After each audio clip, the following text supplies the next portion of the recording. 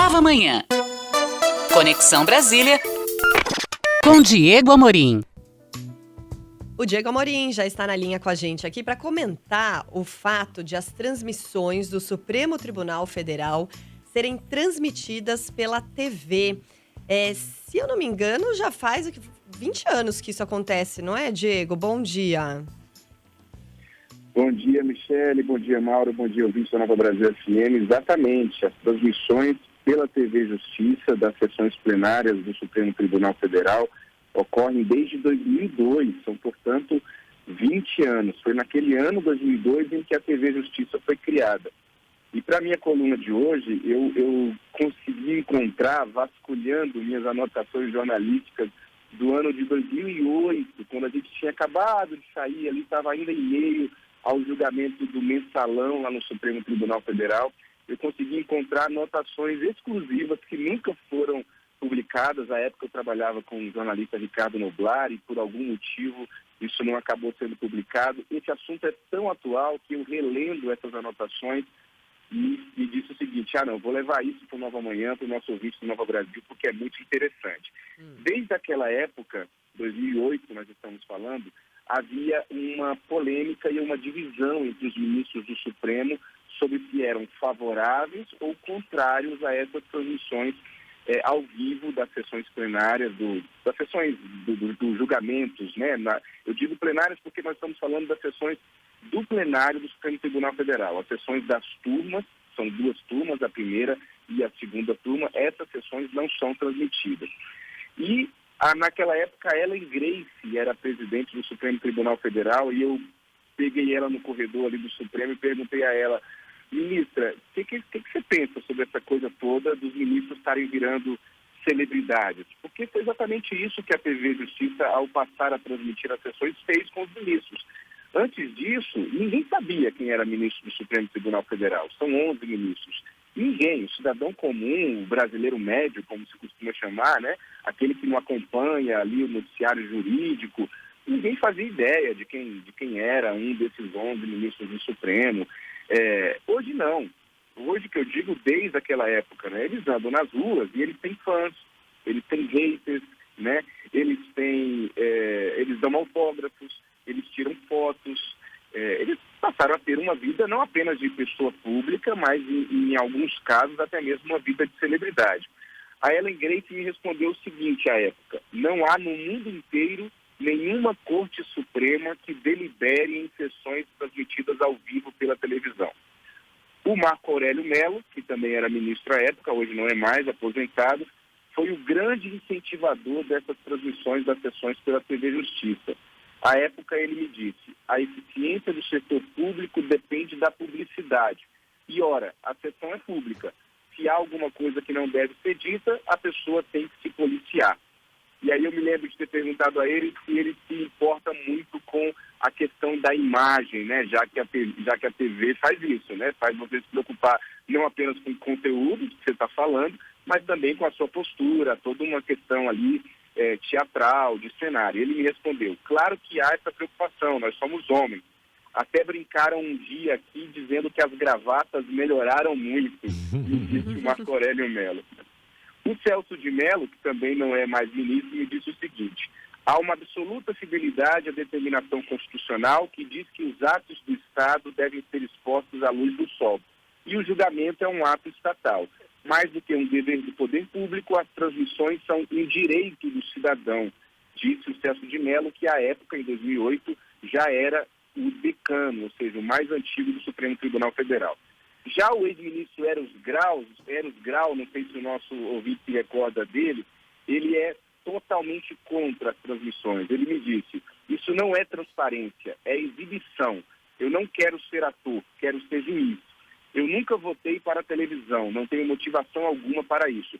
Mas pode ser que alguém aqui tenha, alfinetou o Eros Grau naquela época.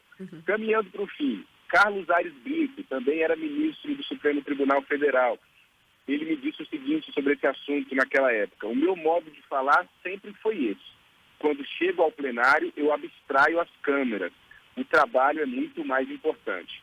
Joaquim Barbosa, que ficou esse sim famosérrimo ali durante o julgamento do Mensalão, ele que era o relator de todas aquelas ações, ele me disse: é evidente que no começo era uma novidade, mas falo por mim, agora já acostumei.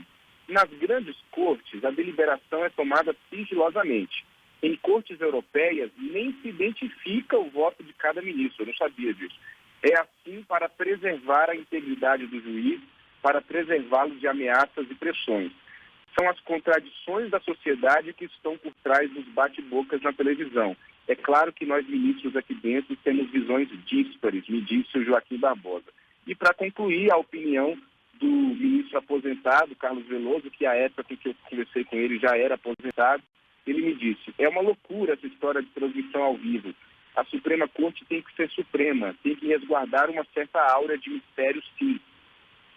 Enfim, o nosso ouvinte percebeu, você também, Mauro, você, Michele, que é um assunto polêmico. Isso eu estou falando de anotações que eu estou trazendo aqui, que nunca foram veiculadas, de 2008. Mas se a gente conversar hoje com os ministros, existe essa mesma divisão. Hoje, talvez, de uma maneira muito mais consolidada. Eu não sei se nesse momento a gente vê dentro do Supremo Tribunal Federal alguma chance de se voltar a não ser transmitidas as sessões. Lembrando que em 2018, 4 anos atrás, o PP, o Partido dos Trabalhadores, se movimentou no Congresso Nacional para tentar aprovar um projeto de lei para se fazer com que as sessões não fossem transmitidas, mas essa história não andou para frente. Enfim, é um assunto muito interessante para quem nos ouve agora pela Nova Brasil acompanhar. Quando estiver vendo uma sessão plenária da TV Justiça, se recordar um pouquinho dessas opiniões tão divergentes sobre o assunto. Ô, Diego, eu fiquei curiosa para saber o que você acha.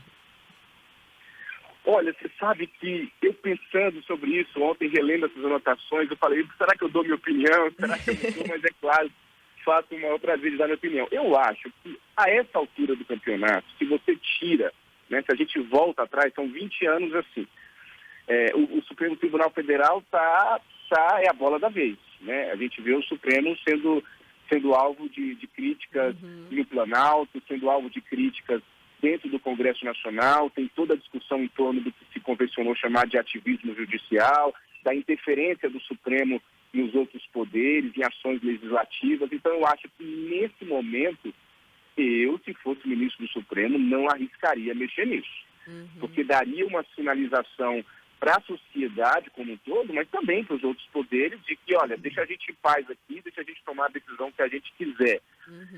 Por outro lado, quando eu vejo essas opiniões aqui mais radicais, de que transmissão de TV Justiça é uma loucura, quando a gente fica sabendo como é que funciona em outros países, né, de fato, fica uma pulguinha atrás da orelha. Então, Michele, eu vou me permitir dizer que hoje eu não voltaria atrás, mas eu vou dizer que eu compreendo esses argumentos de que há, sim, um certo exibicionismo. Mas eu vejo, eu nem sei se é proposital. A gente que é jornalista... É natural mexer com ego, né?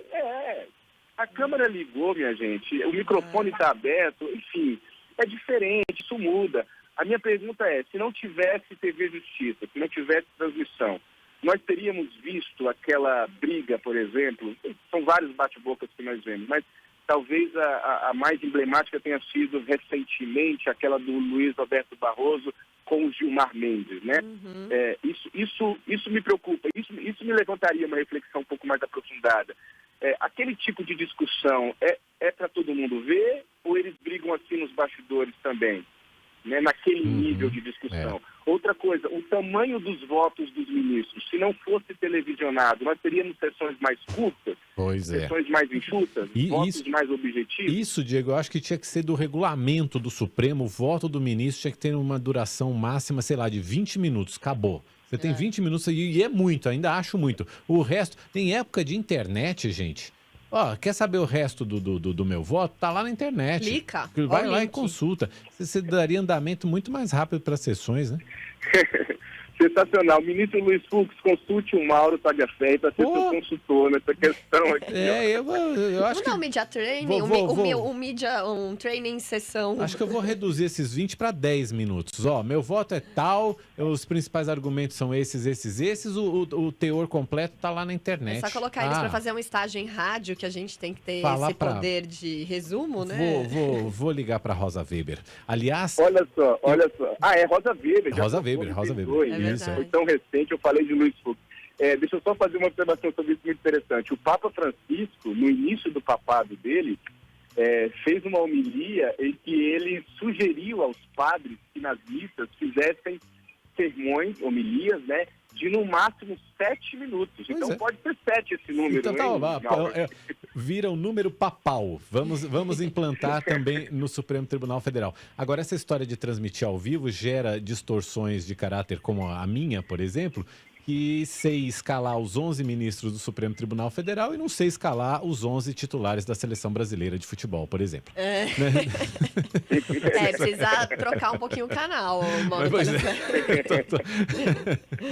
Diego Amorim, muito obrigado por hoje. Diego que vai estar amanhã junto com a gente no debate presidencial que a gente transmite a partir das 6h15 da tarde, mas a partir das 5h15, Diego também com a gente ajudando a analisar, ajudando com as expectativas para o debate. Diego, obrigado por hoje, até amanhã.